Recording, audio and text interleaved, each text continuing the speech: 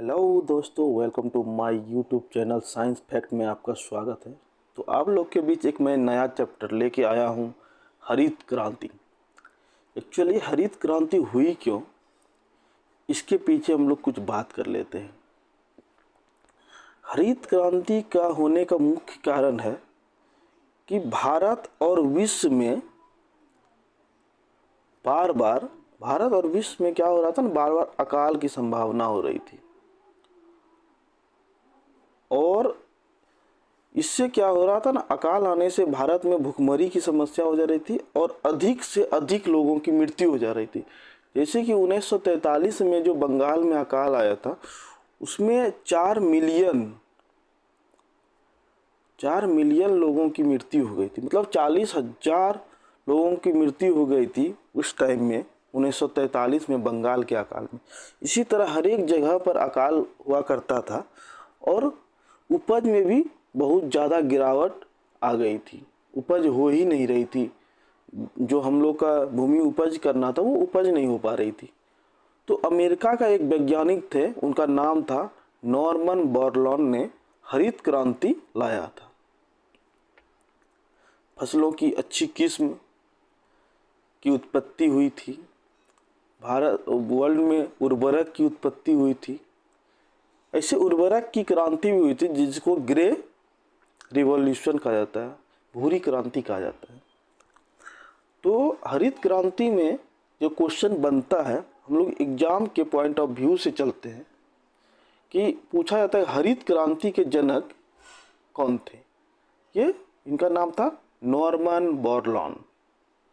और हरित क्रांति का दशक अगर पूछा जाए, डिकेड दशक पूछा जाए, तो हरित क्रांति का जो दशक था वो 1960 से 1970 के बीच में हरित क्रांति हुई थी। ऐसे नॉर्मन बोरलॉन जो 1960 में ही हरित क्रांति का उपज डाल दिए थे कि हरित क्रांति हो रही है। उसमें हरित क्रांति मतलब भूमि पे जो भी फसल हो रही थी उसमें एक तरह से रिवॉल्यूशन हो रहा था, बदलाव आ रहा था।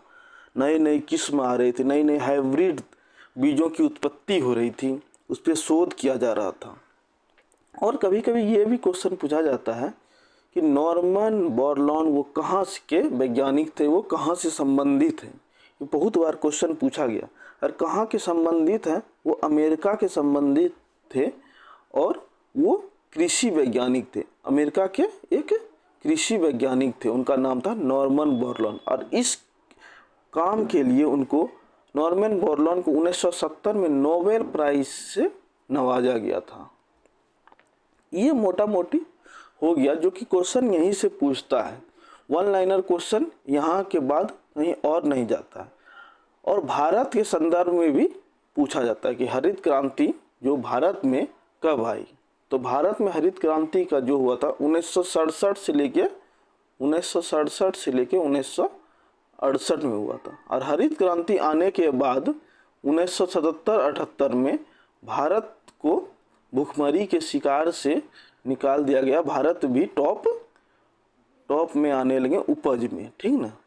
ये पूछा जाता है क्वेश्चन कि भारत कब से ये उपज में उत्कृष्ट में आने लगे, तो 1967 से 1968 में आने। अब एग्जाम में पूछा जाता है कि भारत में हरित क्रांति का जनक कौन थे। उनका नाम था एम.एस. स्वामीनाथन। एम.एस. स्वामीनाथन जो थे वो भारत में हरित क्रांति का जनक थे, ठीक ना। ये दूसरा पॉइंट ऑफ हो गया, भारत में हरित क्रांति कब आया था, 1967 से 1968 में। अब भारत के तत्कालीन कृषि मंत्री 1967 में जो भारत के कृषि मंत्री थे, उनका नाम था सी सुब्रमण्यम भारत के तत्कालीन कृषि मंत्री थे।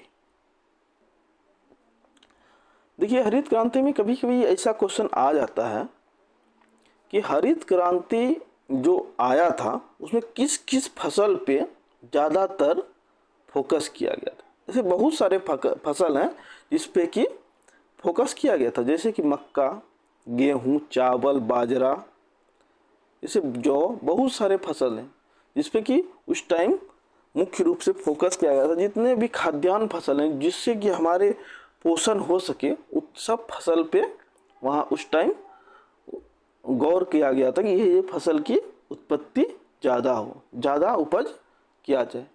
लेकिन मुख्य रूप से दो फसल की उत्पत्ति में भारी वृद्धि हुई, वो थी गेहूं और चावल।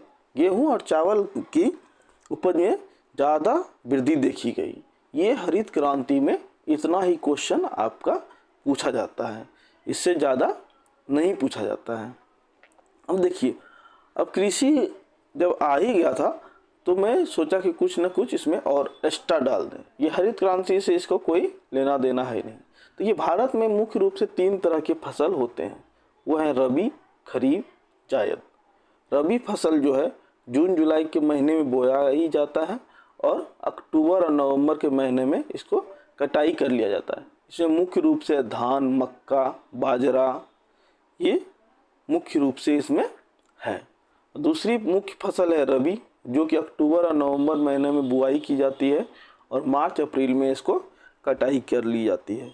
इसमें मुख्य रूप से है चना, गेहूँ, सरसों, मसूर, दाल जो होता है, जौ इत्यादि, ये सब इसके मुख्य फसल है। और जायद फसल जो होता है वो मार्च और अप्रैल महीने में बुआई किया जाता है, जिसको कहता है बैसक्खा। गाँव सब में बोलता होगा कि बैसक्खा लगाना है, तो बैसक्खा यही होता है। जायद फसल को ही बैसक्खा कहा जाता है। इसमें मुख्य रूप से तरबूज, खीरा, ककड़ी, मूंग, उड़द, ये मुख्य रूप से, ऐसे कद्दू भी होता है, ये सब भी है। तो देखिए, इसमें क्वेश्चन ये सब पूछा जाता है, बार बार पूछा जाता है। खरीफ फसल का बुआई कब किया जाता है? तो जून जुलाई में।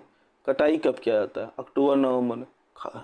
इनमें से ऐसे 4 ऑप्शन दे दिया जाएगा तो वो पूछा जाएगा इनमें से कौन सा खरीफ फसल नहीं है, तो देख लीजिएगा कौन सा नहीं है। 3 ऑप्शन रहेगा, खरीफ फसल है, 1 ऑप्शन रहेगा जैसे चना दे दिया है, गेहूँ दे दिया है, तो ये सब क्या हो गया? रबी फसल है। ये सब क्वेश्चन बार बार आता है। अगर हम देखा जाए कि साल में अगर 10 एग्ज़ाम होता है, उसमें 3 से 4 एग्ज़ाम में एक ना एक क्वेश्चन यहाँ से, सिर्फ यहाँ से पूछा जाता है। ये एक क्वेश्चन यहाँ से निश्चित रहता है, इसलिए इसको थोड़ा सा गौर से देख लीजिएगा। धन्यवाद। अगर मेरा पढ़ाई आप लोग को अच्छा लगे तो सपोर्ट कीजिए, इसको सब्सक्राइब कीजिए, लाइक कीजिए और अपने दोस्तों को भी शेयर कीजिए। आज से हम रोज़ एक ना एक टॉपिक को लाएंगे और उसको सॉल्व करेंगे इंडिविजुअली। एक टॉपिक, जैसे हरित क्रांति हुआ तो उसको लाएंगे, या श्वेत क्रांति हुआ, या किसी तरह का जो भी होगा उसको एक टॉपिक को ही हम सॉल्व करेंगे। और मेरा वीडियो मात्र 10 मिनट का ही होगा। कॉन्सेप्ट क्लियर करना है, ना कि हमको वन लाइनर रट लेना है और आगे जाके हमको अगर जैसे कि कुछ पूछ दिया, जैसे कि हमको मान लीजिए रट लेंगे कि खरीफ फसल कब बुआई किया था, जून जुलाई, हमको कटाई के बारे में तो नहीं पता चला, पूछ दिया कटाई कब किया जाता है तो तब पता ही नहीं है। इसीलिए कॉन्सेप्ट क्लियर होना चाहिए, ठीक है ना। आप लोग को जब हम उर्वरक क्रांति, जब ग्रे रिवोल्यूशन पढ़ाएंगे, उसमें ये भी पढ़ाएंगे कौन फसल के लिए कौन सा उर्वरक ज़्यादा ज़रूरी है, उर्वरक में नाइट्रोजन की मात्रा कितनी होती है, फास्फोरस की मात्रा कितनी होती है, कार्बन की मात्रा कितनी होती है, कब हम लोग का ज़मीन उर्वर क्या कहते हैं क्षारीय हो जाता है, कब हम लोग का ज़मीन अम्लीय हो जाता है, तो ये सब हम आप लोग को बताएंगे। तो इसको नोट कर लीजिएगा, हम साफ कर दे रहे हैं आप लोग के लिए। धन्यवाद।